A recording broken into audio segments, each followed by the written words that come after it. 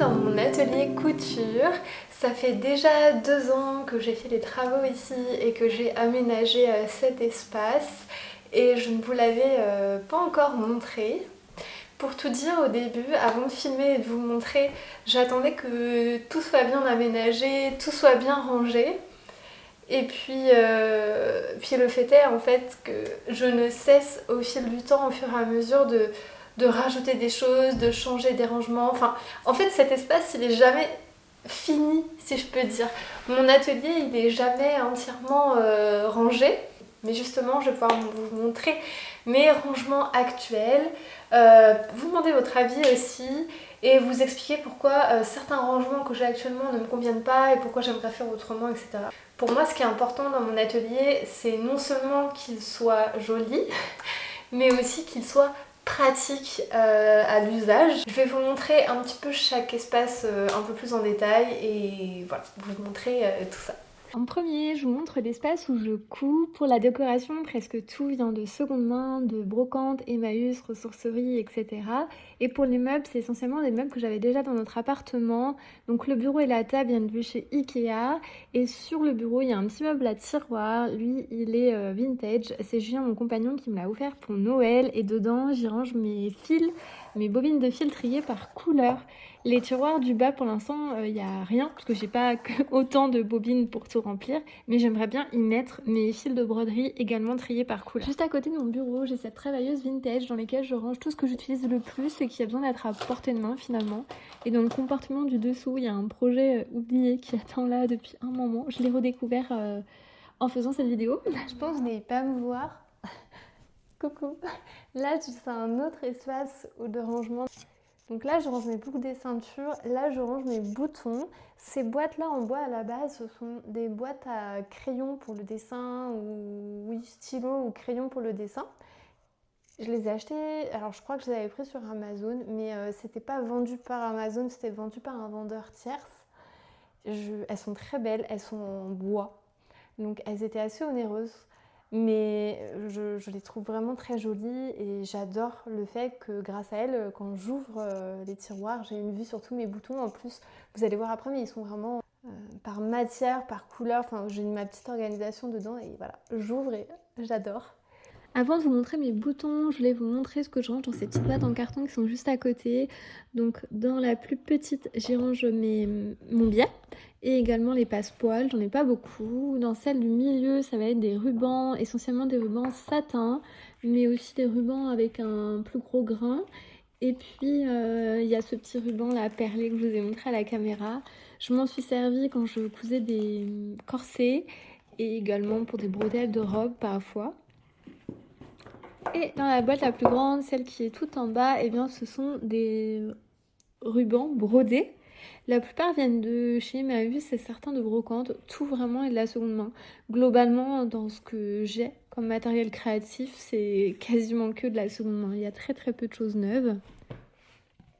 C'est une petite boîte aussi vintage, je l'adore. Elle est très très très belle, je vous la montre. C'était à ma mamie, elle me l'a donnée. Et dedans, il y a plein de choses qui concernent la couture et voilà, je trouve ça très chouette. J'adore les choses de couture anciennes parce qu'on y voit les anciens packaging, c'est toujours plein de couleurs et enfin voilà, j'adore voir en fait ces anciens emballages comme ça. Là, j'ai cette boîte chat. Alors, pour l'instant, je n'y range rien. Je ne sais pas quoi ranger dedans. Je l'ai vu chez Ikea, là, récemment. Je crois que c'est une édition limitée. Et forcément, j'ai craqué parce que vous le savez peut-être, mais j'ai un chat noir et blanc. Donc, j'ai vraiment l'impression que c'est une boîte à l'effigie de Malice, ma chatte. Et je trouve ça trop rigolo. Je vous montre enfin mes boutons. Dans le premier tiroir, vous voyez qu'ils sont rangés par type de boutons. Il y a les boutons transparents, les boutons perlés, les boutons en plastique blanc, les boutons en forme de fleurs. Donc, c'est vraiment... classé. Là, ce sont les boutons en verre. Ici, des boutons nacrés. Là, c'est des boutons dorés mais en plastique. Là, c'est des boutons argentés mais en plastique. Après, celui-ci, il y a aussi un peu de nacre avec. Et là, ce sont des boutons... Alors là, il y a un mélange avec des vrais boutons métalliques. Et ceux-là, par exemple, sont en plastique.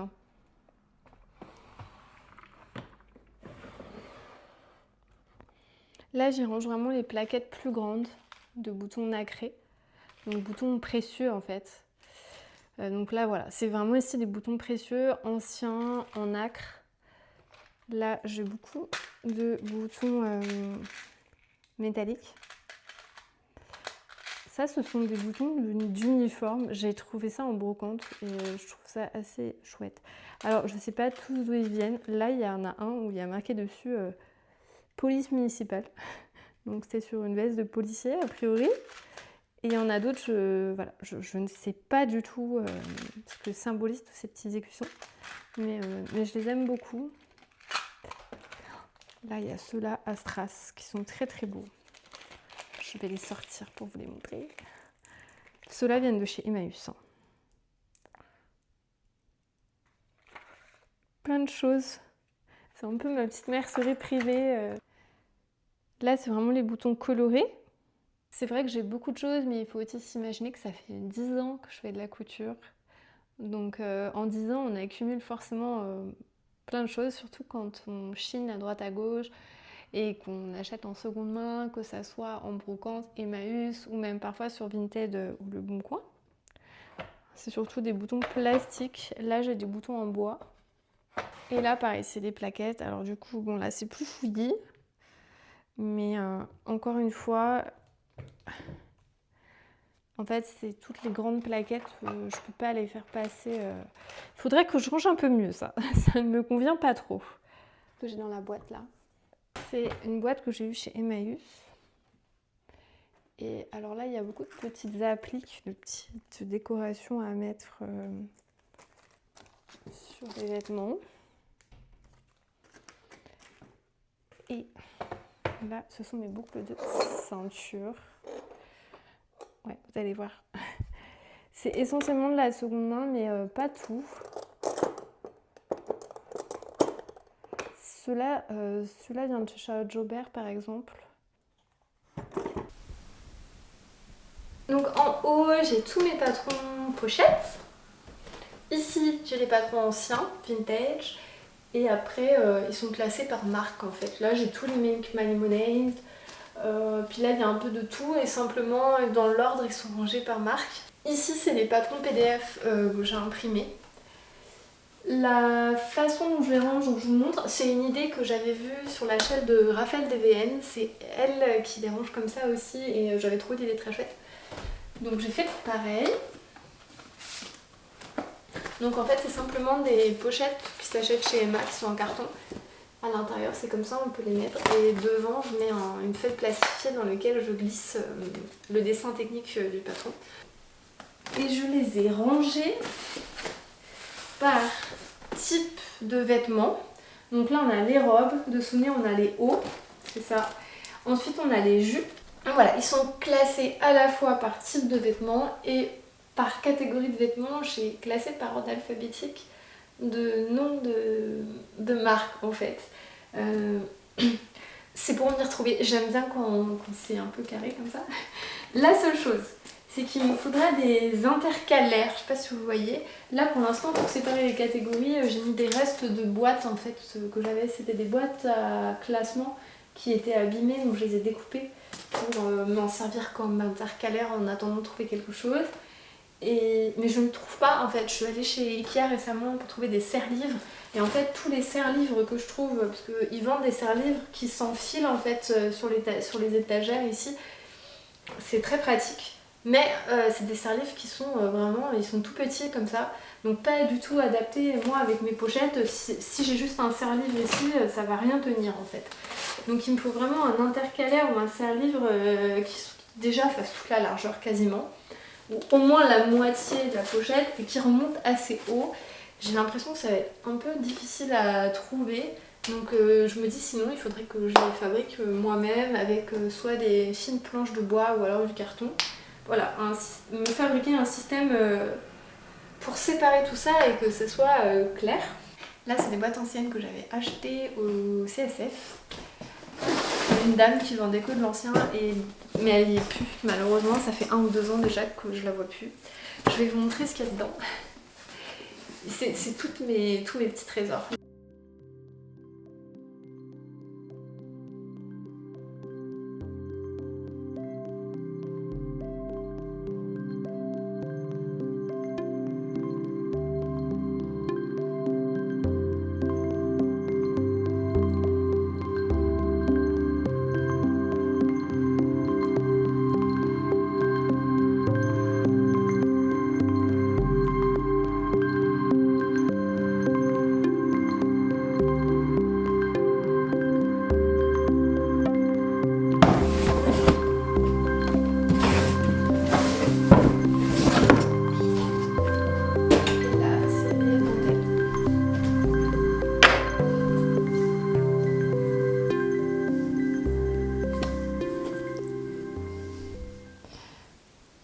Il y en a beaucoup qui viennent de Emmaüs et il y en a pas mal aussi qui viennent de brocante. Ça m'est déjà arrivé en brocante d'acheter des fois des boîtes entières avec plein de choses à l'intérieur. C'est très joli. C'est un empiècement, je sais pas si c'est au niveau du col ou de la ceinture. Vraiment, voilà, plein de jolies choses. C'est celles qui sont sur cartonnette souvent, qui viennent de chez Emmaüs. C'est vraiment bien.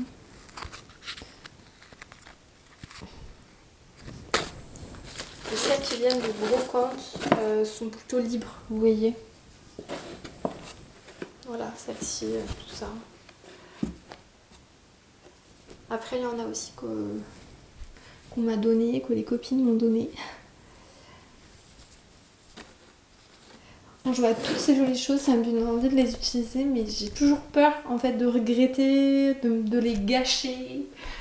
Je crois qu'il faut que je m'affranchisse un peu de ces craintes, que je vienne piocher là-dedans pour plein de projets. Après, il y en a que celle-ci, je l'ai déjà utilisée. Ah non, c'est celle-ci. Il y en a une des deux que j'ai déjà utilisée. Ici, j'ai ce petit meuble. En fait, à la base, je cherchais pour mon atelier un meuble à relooker moi-même, que je repeindrais, un meuble ancien, enfin... Et j'ai jamais réussi à trouver chez Emmaüs quelque chose qui me correspondait. En fait, la plupart du temps, les meubles anciens, ils sont imposants, c'est vraiment des gros meubles et des tout petits meubles, un peu comme celui-ci, qui soit ancien, bah, je trouve que c'est assez rare en réalité. Il n'y en a pas souvent. En tout cas, moi, j'en ai pas trouvé. Et un jour, dans une boutique c'était une boutique pour Noël éphémère de créateurs, où je suis allée simplement pour trouver des petits cadeaux à offrir autour de moi. Je tombe sur ce meuble.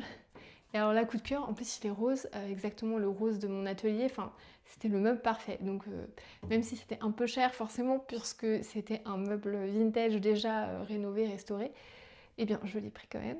J'y range le tricot. Donc là j'ai toutes mes pelotes, j'en ai pas beaucoup et c'est volontaire. C'est vrai que le tricot, j'aspire vraiment à n'acheter que des choses que je tricote, quoi. J'ai pas envie d'accumuler beaucoup de pelotes qui sont là et qui s'entassent et que j'utilise pas.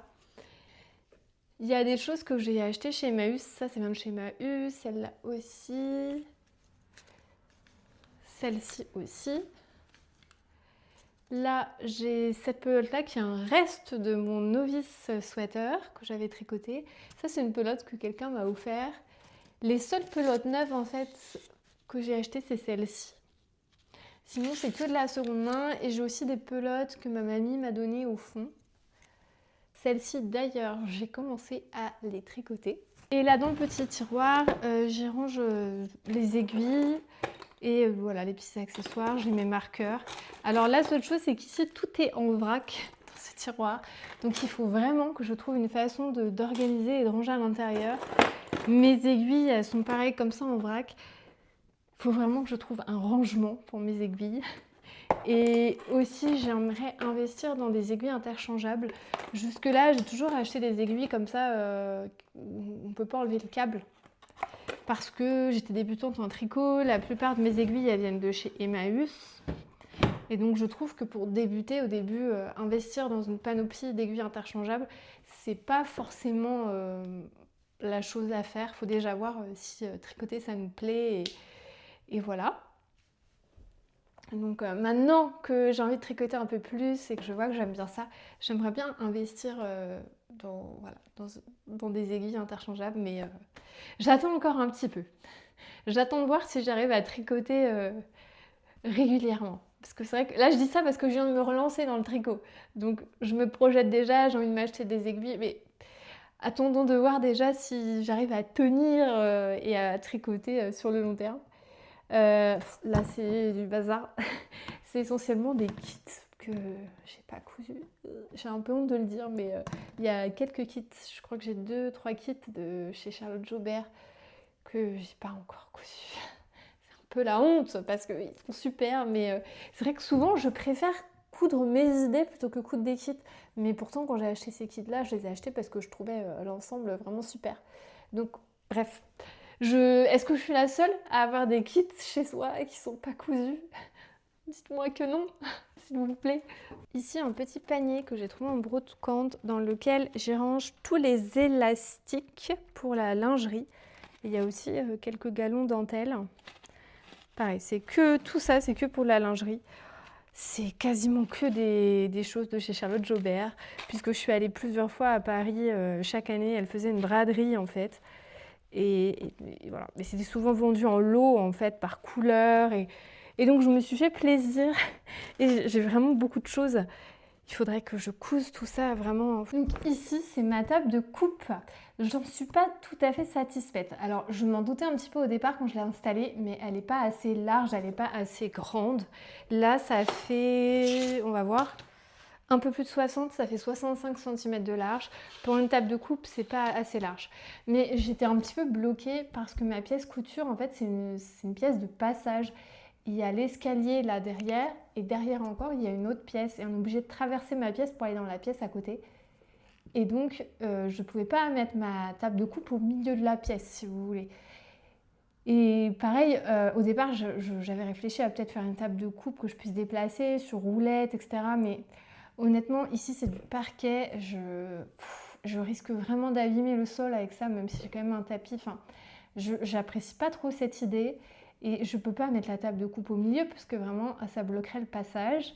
Et là aussi, à savoir que j'ai la trappe pour aller au grenier. Donc pareil, j'aimais pas trop l'idée de mettre une table en dessous et de devoir déplacer la table pour aller au grenier. Donc ça me laissait que ce petit espace pour la table de coupe. Donc je sais pas trop. En fait, je sais pas trop, est-ce que j'élargis en fait cette table ? Est-ce que j'en mets une deuxième à côté et je me dis tant pis, si vraiment je vais aller au grenier, je déplace. Ça vient de chez Ikea, donc c'est très léger à déplacer. Donc je me dis éventuellement, si je rajoute une deuxième table, ça sera facile de le déplacer. Ou alors je modifie vraiment l'espace près de mon bureau et je fais vraiment un espace de coupe accolé à mon bureau. Mais je sais pas trop comment je pourrais faire ça. À réfléchir, voilà, je sais pas trop. En tout cas, je m'en sers pour découper des petits projets, des jupes, des tops, des shorts. Mais c'est vrai que dès que je dois couper des robes ou des pantalons, encore les pantalons ça peut passer, mais les robes surtout, je suis vraiment à l'étroit sur cette table, donc je découpe par terre en fait. J'aime bien l'esthétique de cette table comme ça sur les tréteaux, surtout que dans la pièce il y a quand même beaucoup de meubles, il y a aussi des gros meubles, donc je trouvais que c'était vraiment une table qui faisait assez aérée et légère. Et par rapport au reste de la pièce, j'aimais bien. Voilà. J'aime bien utiliser des tasses pour ranger tout ce que j'ai besoin. Ça, c'est une tasse Make My Lemonade, je l'adore. Enfin, un mug, il est énorme. Là, j'ai tous mes crayons, mes stylos. Ça, c'est plus pour la déco, mais j'ai aussi des boutons et des rubans ici. Et là, j'ai des tissus qui sont sur rouleau, mais c'est pas top parce qu'ils prennent vraiment la lumière. Je vois ne serait-ce que là, vous avez peur, mais la table, en fait, en dessous de ce tapis de coupe, bah, il y a deux couleurs différentes. On voit vraiment le contour du tapis. Et c'est juste la décoloration due au soleil. Et surtout qu'ici, en plus, j'ai 4 fenêtres. Donc il y a vraiment beaucoup de lumière, ce qui est chouette. Mais voilà, il y a ce côté-là où le soleil peut décolorer, donc c'est pas top d'avoir mes tissus là, mais je sais pas trop où les ranger. Je réfléchissais à peut-être mettre des films UV en fait sur les fenêtres. Je sais pas s'il y en a qui ont ça chez eux. Dites-moi si...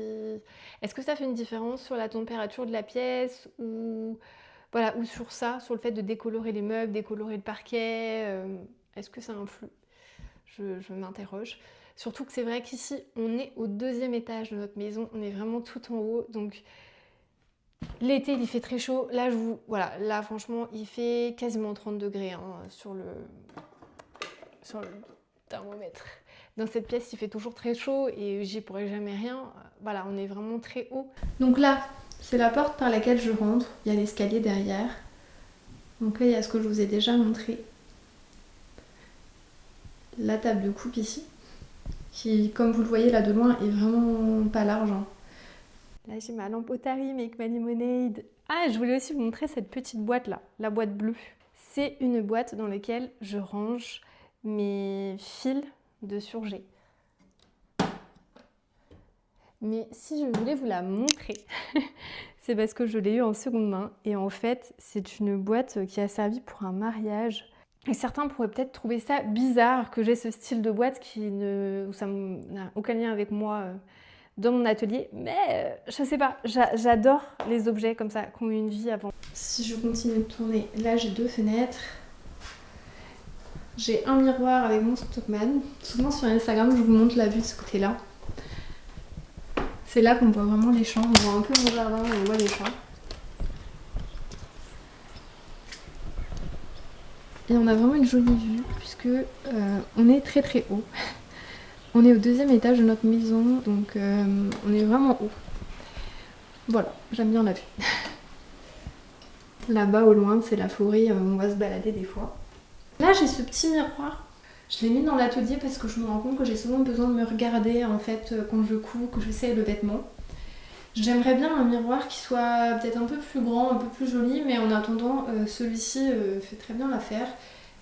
Voilà, je l'accroche pas parce que je suis pas sûre qu'il soit là pour toujours. Et je le déplace aussi dans la pièce, pour ça qu'il n'est pas accroché. Je vais vous montrer maintenant mon armoire à tissu. Cette armoire, elle appartenait aux anciens propriétaires de notre maison et on l'aura racheté en fait quand on a acheté la maison. À la base, elle était au 1er étage et donc on l'a montée ici au 2e. Je vous cache pas qu'au début, quand j'ai eu cette idée, ça m'a un peu fait peur parce que comme vous voyez, elle est assez massive. On se dit, ouais, démonter une armoire comme ça a l'air compliqué. En plus, l'escalier qui mène ici, il est quand même assez étroit et raide. Donc, et puis finalement, c'est beaucoup moins compliqué, je trouve, à démonter, à remonter que nos meubles plus modernes comme les meubles Ikea. Je vous montre.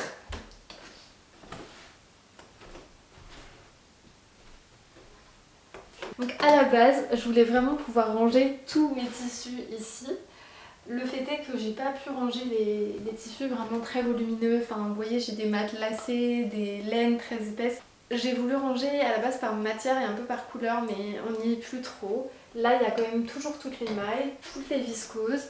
Là, c'est les soies, mais il y a quelques tissus qui sont pas en soie, qui sont quand même avec. Là, c'est les voiles de coton. Et ici, c'est des draps en coton, des draps en coton, des draps en coton, des draps en coton, des draps en coton. Là, c'est du synthétique. Là-haut, j'ai les lins et en dessous, les jeans. Voilà, j'ai très peu de lin. J'en ai quelques-uns ici et pareil, les jeans, quelques-uns. Donc c'est pour ça que je les ai mis ensemble parce qu'il n'y a pas grand-chose. Là, ce sont des dentelles. Ici, ce sont des lainages. Quand je dis lainage, pas forcément du 100% laine. Là, c'est des jacquards. Et là, c'est des jacquards. J'ai énormément de jacquards. Et là, il y a des broderies anglaises. Et sinon, c'est beaucoup de nappes brodées. Donc, voilà. Ici, c'est que des petits coupons. Il y en a encore derrière. Ça y est, j'ai fait le tour. Je vous ai tout montré. Donc, on va s'arrêter là. N'hésitez pas si vous avez des questions sur l'atelier. Et puis, vous aussi, si vous avez des astuces, des organisations, des rangements particuliers dans vos espaces couture à la maison, n'hésitez pas à nous partager ça, à nous l'expliquer en commentaire. Et sur ce, prenez soin de vous et on se retrouve samedi prochain pour une nouvelle vidéo.